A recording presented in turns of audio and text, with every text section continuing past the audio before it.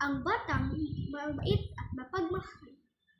Sa isang maliit na baryo, may isang batang kilala sa kanyang kabutihan at pagmamahal sa kapwa. Siya ay laging handang tumulong sa mga matatanda, nag-aabot ng ngiti sa mga kaibigan, at nagbibigay ng respeto sa kanyang mga magulang. Ang kanyang simpleng asal ay nagiging inspirasyon sa iba. Sa tuwing may nangangailangan, hindi siya nagdadalawang isip na magbigay ng tulong. Kapag may sugatang hayop, inaalagaan niya ito hanggang gumaling.